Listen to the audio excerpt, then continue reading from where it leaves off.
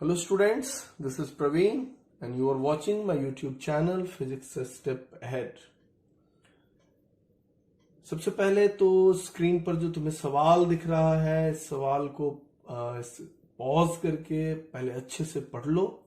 ये बहुत ही खूबसूरती से डिजाइन किया हुआ, क्राफ्ट किया हुआ प्रॉब्लम है और उसके बाद हम लोग इसको पहले एनालाइज करेंगे, फिर ये देखेंगे कि इसमें कौन कौन से कॉन्सेप्ट्स इन्वॉल्व हैं और फिर हम लोग इस प्रॉब्लम को सॉल्व करेंगे।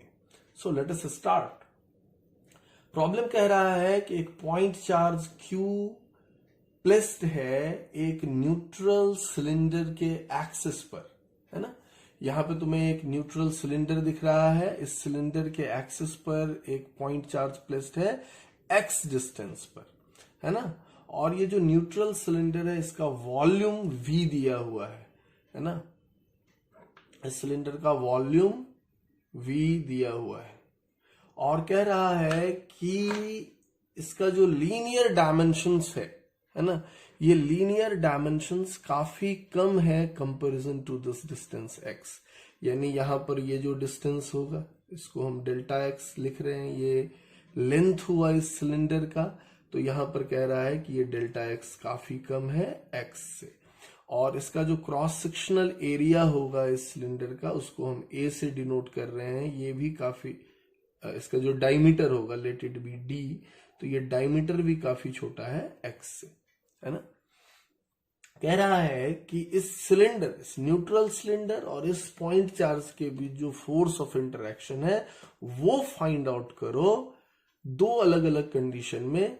जब एक बार मैं इस न्यूट्रल सिलेंडर को कंडक्टर कह रहा हूं और दूसरी बार तब बताओ जब इसको हम लोग इंसुलेटर कह रहे हैं, यानी ये इंसुलेटिंग मटेरियल का बना हुआ है तब बताना है, और जब ये कंडक्टिंग मटेरियल का बना हुआ है तब। और इस इंसुलेटिंग मटेरियल का जो परमिटिविटी है, रिलेटिव परमिटिविटी, वो है एप्सिलॉन r। इसको हम लोग डाइलेक्ट्रिक कांस्टेंट K भी कहते हैं, है ना। तो अब इस प्रॉब्लम को हम लोग कैसे सॉल्व करेंगे, इसमें क्या क्या कॉन्सेप्ट्स इन्वॉल्व है वो वन बाय वन देखते हैं। चलो सबसे पहले देखो कि ये जो न्यूट्रल बॉडी है, न्यूट्रल सिलेंडर है, ये किसी पॉइंट चार्ज Q के इलेक्ट्रिक फील्ड में है और इसका इलेक्ट्रिक फील्ड कैसा है वो जरा हम लोग विजुअलाइज करें। तो ये काफी दूर है, ये सिलेंडर काफी छोटा है, तो इस फील्ड लाइंस को अगर हम लोग गौर से देखें यहां पर,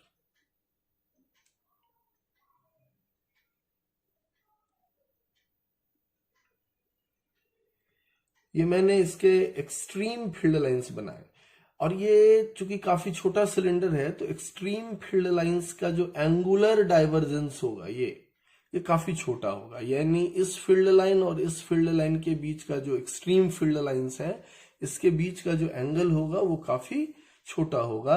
तो इससे क्या हमको मिलता है, लगभग हम ये मान लेते हैं कि ये जो न्यूट्रल सिलेंडर है हमारा वो एक यूनिफॉर्म इलेक्ट्रिक फील्ड में ही है ना। हालांकि है नहीं वो यूनिफॉर्म इलेक्ट्रिक फील्ड में, but approximately it is in a uniform electric field. तो इससे होगा क्या, अब होना क्या है कि कंडक्टर को जब तुम किसी फील्ड में प्लेस करते हो तो उसमें एक फेनोमेना हो जाता है इंडक्शन का, है ना, जिसको हम लोग इलेक्ट्रोस्टैटिक इंडक्शन कहते हैं।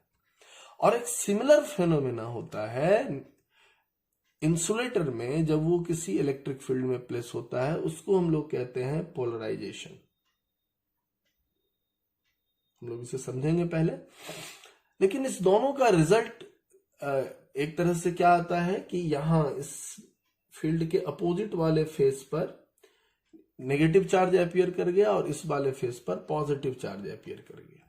बेसिकली ये होता इस तरह से है कि यहां पर ये हमारा मान लो कंडक्टर है और ये मान लो हमारा एक इंसुलेटर है। तो कंडक्टर को जब हम लोग एक्सटर्नल फील्ड में डाले तो इसके जो फ्री चार्जेस हैं वो यहां अपीयर कर गया, है ना, और यहां पर पॉजिटिव चार्ज। तो ये जो चार्जेस है ना ये क्या है, फ्री चार्जेस है ना। और यहां पर क्या होता है, ऐसा कोई चार्जेस अपीयर होता नहीं है, फ्री चार्जेस अवेलेबल है नहीं इंसुलेटर में, बट फिर भी इसके जो एटम्स हैं ना, उस एटम्स के अंदर में ही चार्जेस सेपरेट हो जाते हैं इस फील्ड के इन्फ्लुएंस में, है ना। नतीजा इसके इस सरफेस पर नेगेटिव चार्ज अपीयर हो जाता है और इस सरफेस पर पॉजिटिव चार्ज अपीयर हो जाता है। इसको हम लोग कहते हैं ये बॉन्ड चार्ज है या चार्ज ऑफ पोलराइजेशन है ना। तो नतीजा यही है कि इसके फील्ड के अपोजिट वाले फेस पर नेगेटिव चार्ज अपीयर हो गया और पॉजिटिव, और फील्ड के डायरेक्शन वाले फेस पर जो है पॉजिटिव चार्ज अपीयर हो गया, चाहे वो कंडक्टर हो, चाहे वो इंसुलेटर हो, चाहे इंडक्शन हो रहा हो, चाहे पोलराइजेशन हो रहा हो। तो ये जो न्यूट्रल सिलेंडर है हमारा, ये एक ओवरऑल, चूंकि ये बहुत छोटा डायमेंशन का है, तो यह एक इलेक्ट्रिक डाइपोल की तरह बिहेव करेगा। ये न्यूट्रल सिलेंडर कैसे बिहेव करेगा? इलेक्ट्रिक डाइपोल की तरह बिहेव करेगा, है ना। और एक इलेक्ट्रिक डाइपोल को हमने एक पॉइंट चार्ज के फील्ड में रखा है, तो इस पॉइंट चार्ज और डाइपोल के बीच में फोर्स तो लगेगा, लेकिन इसका जो डाइपोल होगा तो ये डाइपोल का डाइपोल मोमेंट भी होगा, है ना, बिल्कुल होगा। तो इसका डाइपोल मोमेंट क्या हो सकता है? तो सपोज करो कि अगर हम किसी तरीके से इसको इवैल्यूएट कर लेते हैं क्यू फ्री और या क्यू बॉन्ड को, और ये लेंथ हम लोग जानते हैं डेल्टा एक्स है, यहां पर ये डेल्टा एक्स है, तो हम बड़े आसानी से कह सकते हैं कि ये Q free delta x will be the dipole moment in case of conductor, और यहां जो डाइपोल मोमेंट होगा वो होगा क्यू पोलराइजेशन डेल्टा एक्स, है ना। तो पोलराइजेशन का चार्ज इनटू ये लेंथ, है ना। क्योंकि ये काफी छोटा साइज का है तो ये अप्रोक्सीमेशंस वैलिड माना जाएगा। अब है कि फोर्स कैसे हम लोग देखेंगे? तो फोर्स देखने का हमारा दो तरीका हो सकता है। या तो एक तरीका हम ये देखते हैं फोर्स में कि इस डाइपोल के इलेक्ट्रिक फील्ड में ये पॉइंट चार्ज है, और डाइपोल किधर बनेगा? नेगेटिव टू पॉजिटिव चार्ज, ये डाइपोल है, तो वो एक्सियल पोजीशन पर ही ये चार्ज है। तो एक्स डिस्टेंस पर जो इलेक्ट्रिक फील्ड होगा क्यू चार्ज इनटू इस एक्स डिस्टेंस पर जो डाइपोल का इलेक्ट्रिक फील्ड होगा, ये इलेक्ट्रिक फील्ड डाइपोल, ये हो गया, है ना। और इसको हम लोग बड़े आसानी से इवैल्यूएट कर सकते हैं, Q into electric field due to dipole on axial position होता है 1/4 pi epsilon naught 2 times of dipole moment by distance cube, यानी एक्स क्यूब, ये हो गया।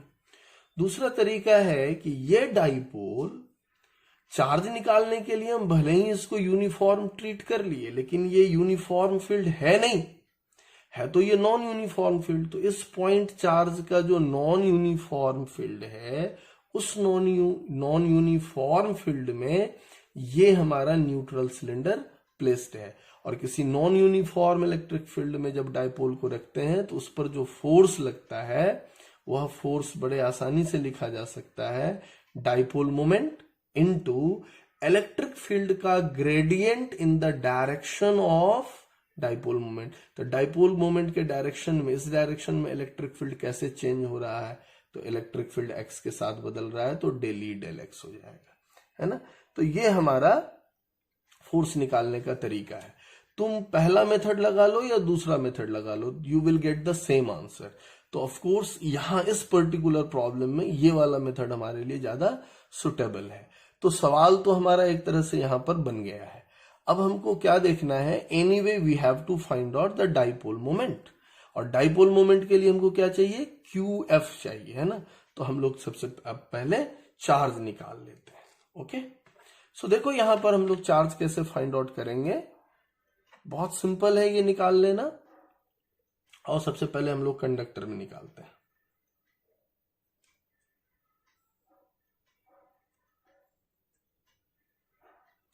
अब यहां पर एक्सटर्नल फील्ड है ना। तो एक्सटर्नल फील्ड सपोज करो कि यहां पर ई है ना, और यहां जो नेगेटिव चार्जेस अपीयर हुए हैं और यहां पर जो पॉजिटिव चार्जेस अपीयर हुए हैं, जो फ्री चार्जेस है, उसके कारण भी तो इलेक्ट्रिक फील्ड होगा, वो हो गया यहां पर इंड्यूस्ड फील्ड। और यह अंदर में हम जानते हैं कि नेट फील्ड जो होता है वो कितना होता है? 0 होता है।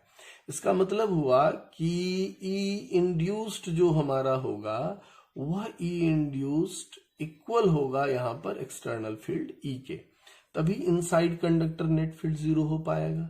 अब इंड्यूस्ड फील्ड इस शीट के कारण, ये जो प्लेन शीट दिख रहा है जिस पर पॉजिटिव चार्ज है उसके कारण, और ये जो नेगेटिव चार्जेस है इसके कारण, दोनों फील्ड यहां क्रिएट करेगा। तो इसके कारण फील्ड इधर बनेगा और इस नेगेटिव के कारण भी फील्ड इधर ही बनेगा। और शीट के कारण फील्ड हम लोग जानते हैं सिग्मा बाय 2 एप्सिलॉन नॉट होता है एक शीट के। ये मत सोचने लगना कि अच्छा कंडक्टर है तो सिग्मा बाय एप्सिलॉन नॉट होगा। ये सिंगल सरफेस चार्ज है तो सिग्मा बाय 2 एप्सिलॉन नॉट, और इसके कारण भी सिग्मा बाय 2 एप्सिलॉन नॉट, और दोनों का डायरेक्शन सेम तो हो गया sigma by epsilon naught, that is E. लेकिन ये सिग्मा कितना होगा, चार्ज बाय इसका एरिया। इसका एरिया को ए लिख रहे हैं अगर हम लोग, तो लिखेंगे क्यू फ्री बाय, है ना, epsilon naught A, that is air electric field E. तो यहां पर क्यू फ्री बहुत आसान हो गया, एप्सिलॉन नॉट ए इलेक्ट्रिक फील्ड ई। इस पॉइंट पर इलेक्ट्रिक फील्ड इसका, और उस पॉइंट पर इलेक्ट्रिक फील्ड हम लोग बड़े आसानी से फाइंड आउट कर सकते हैं, कितना होगा 1/4 pi epsilon naught charge Q by X square, है ना। तो ये हो गया। अब देखो ये कंडक्टर में निकल आया, हम लोग यहां इंसुलेटर में भी निकाल लेते हैं इसी तरह। तो अगर मैंने यहां इंसुलेटर में यही चीज फाइंड आउट किया तो क्या होगा इंसुलेटर में, जरा गौर से देखो। यहां इलेक्ट्रिक फील्ड हमने अप्लाई किया एक्सटर्नल, तो यहां पर क्या होने वाला है, यहां देखो गौर से कि हम जानते हैं कि यहां पर भी एक्सटर्नल फील्ड ई होगा और एक इंड्यूस्ड फील्ड होगा, है ना, फील्ड ड्यू टू पोलराइजेशन। यहां पर पॉजिटिव चार्ज अपीयर किया और यहां पर नेगेटिव चार्ज अपीयर किया। अब देखो ये कितना होगा, तो पॉजिटिव, और हम जानते हैं अंदर में नेट फील्ड कितना होता है, यहां पर ई नेट होता है एक्सटर्नल फील्ड बाय के टाइम्स, जो कि डाइलेक्ट्रिक कांस्टेंट है। और यह नेट फील्ड जो है ये होगा क्या, इसमें से इसको माइनस करने पर, यानी ई माइनस ई पी, है ना, और ये हो गया ई बाई के। तो यहां पर हम लोग ई पी बड़े आसानी से लिख सकते हैं, ई पी का मैग्नीट्यूड क्या हो जाएगा, ई इंटू 1 माइनस 1 बाई के, ये मैग्नीट्यूड हम लोग लिख रहे हैं, है ना, डायरेक्शन ऑपोजिट होगा। तो अब सबसे पहले हम लोग देखेंगे कि पोलराइजेशन का फील्ड कैसे लिखते हैं, है ना। यहां हम लोग देखते हैं, तो पोलराइजेशन का जो फील्ड हो जाएगा वह होगा इस प्लेट के कारण और इस प्लेट के कारण, लेकिन ये डाइलेक्ट्रिक के अंदर है, तो सिग्मा अपॉन के एप्सिलॉन नॉट, सिग्मा बाई 2 के एप्सिलॉन नॉट इसके कारण और सिग्मा बाई 2 के एप्सिलॉन नॉट इसके कारण। तो ये हो जाएगा हमारा external field E into K minus 1 upon K, है ना। और सिग्मा कितना हो जाएगा, Q of polarization divided by area, that is K epsilon naught A, और here it is E into K minus 1 upon K. यहां के कैंसिल हो गया, तो क्यू ऑफ पोलराइजेशन कितना हो गया, एप्सिलॉन नॉट ए ई इंटू के माइनस 1, है ना। तो हमने यहां पर क्यू फ्री फाइंड आउट कर लिया। क्यू फ्री अपने को कितना मिला, एप्सिलॉन नॉट ए plate area into electric field, और इलेक्ट्रिक फील्ड है ई इंटू डेल्टा एक्स, और ए इंटू डेल्टा एक्स क्या हो गया, वॉल्यूम। तो ये कितना हो गया, epsilon not E into volume, और यहां पर क्या हो गया, पी का वैल्यू, ये देखो। तो ये हो गया क्यू ऑफ पोलराइजेशन, और क्यू ऑफ पोलराइजेशन हमारा निकला हुआ है कितना, एप्सिलॉन नॉट ए ई, तो एप्सिलॉन नॉट ए ई के माइनस 1 इंटू डेल्टा एक्स हो गया, और ये कितना हो गया, ये हो गया epsilon not E into K minus 1, और एरिया इंटू डेल्टा एक्स, है ना। तो इसका cross sectional area into delta X क्या हो गया, volume, so it is V. तो डाइपोल मोमेंट्स हमें मिल गया है। अब हमें इवैल्यूएट करना है फोर्स, है ना। तो अब फोर्स हम लोग बड़े आसानी से लिख सकते हैं। यहां पर देखो फोर्स कैसे फाइंड आउट कर सकते हैं, तो या तो ये मेथड लगा लो या फिर ये मेथड लगा लो। तो हम लोग ये लगा के बना लेते हैं, और ये तुम्हारा होमवर्क होगा, ये बड़े आसानी से लिख सकते हो। इलेक्ट्रिक फील्ड पता है तुम्हें, तो इसका डेली डेल एक्स, इसका डेरिवेटिव निकाल लोगे और फिर करोगे, you will get the same result here. तो हम लोग ये देखते हैं, है ना। तो चलो, तो कितना हो जाएगा, q इंटू 1/4πε0 2/x³ तो हो ही गया, p सब में अलग अलग होगा। लेकिन जब तुम इस p को लिख रहे होगे तो pe के टर्म में आएगा, तो इसको हम लोग थोड़ा सा और चेंज करें, है ना। यहां पर हम लोग देखते हैं, इसका कंडक्टर का अलग लेते हैं और इंसुलेटर का अलग लेते हैं। अब समझना, कंडक्टर और इंसुलेटर में क्या होगा। कंडक्टर में जो P आया वो हमको कितना आया है, ε0 E इंटू वी आया है, और इंसुलेटर में जो P आया है कितना आया है, ε0 E into K-1 into we आया है ना। एक बार हम लोग इसको फिर से देख लें, यही रिजल्ट आया है, ε0 EV और ε0, यस। अब इसको हम लोग रीराइट करेंगे, कितना हो जाएगा, ε0 इंटू वॉल्यूम, और इलेक्ट्रिक फील्ड कितना लिखेंगे हम लोग, q/4πε0 x², और यहां कितना लिखेंगे हम लोग, ε0 v into K-1 into q/, field की जगह पर क्या लिखेंगे, 4πε0 x², है ना। तो ये हो गया। और फोर्स लिखेंगे तो क्या लिखेंगे, यहां पर फोर्स हमको कितना आया है, फोर्स आया है Q इंटू, तो हो गया 2q/4πε0 इंटू p/x³, है ना। तो कितना लिखेंगे, 2q/4πε0 1/x³ इंटू, अब डाइपोल मोमेंट कितना लिखोगे, तो ये लिखोगे ε0 v इंटू q/4πε0 x²। तो ये कितना हो जाएगा, ये हो जाएगा ε0 यहां कैंसिल, तो 2q² v/4 इंटू 4 यानी 16 हो गया यहां पर, पाई स्क्वायर ε0 x⁵, है ना।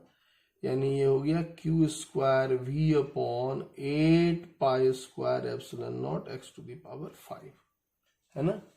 अब देखो यहां पर क्या लिखेंगे, फोर्स सेम वे, ये हो गया 2q/4πε0 into dipole moment bye x³, और यहां पर डाइपोल मोमेंट ये हम लोग सेट कर दें तो कितना हो जाएगा, ये 2q/4πε0 इंटू, ये हो गया ε0 volume into K-1 into q/4πε0 x², है ना। तो अब देखो यहां पर क्या रिजल्ट हो जाएगा हमारा, ε0 कैंसिल हो जाएगा, एक 2 से यहां पर हम लोग कर दिया तो ये 2 हो गया, तो ये हो गया हमारा q² v, q यहाँ इंटू K-1 अपॉन, और ये हो गया हमारा 8 पाई स्क्वायर ε0 x⁵, है ना। यहां पे एक छूट गया x⁵, और ये x⁵, तो ये हो गया हमारा फोर्स, है ना। तो finally we should write here कि जो फोर्स आया वो कंडक्टर पे कितना आया, q² v/8 pi square ε0 x⁵ आया, और ये हो गया किस पे, कंडक्टर पे, और इंसुलेटर पे फोर्स कितना हो जाएगा, q² v K-1/8 pi square ε0 x⁵, ये आ गया इंसुलेटर पर, दैट इज द रिजल्ट। सो ये प्रॉब्लम बहुत ही इंटरेस्टिंग प्रॉब्लम है, कुछ एक तो कॉन्सेप्चुअल क्लियरिटी आती है, थोड़ा अप्रोक्सीमेशंस का क्या इस्तेमाल है वो हम लोग समझते हैं, है ना। सो ओवरऑल एक ये बहुत ही खूबसूरत सवाल था। थैंक यू फॉर वॉचिंग, और अगर आपको हमारा ये वीडियो पसंद आता है तो प्लीज इसे लाइक, सब्सक्राइब, शेयर जरूर करें ताकि ज्यादा से ज्यादा स्टूडेंट्स को बेनिफिट मिल सके। Okay, thank you.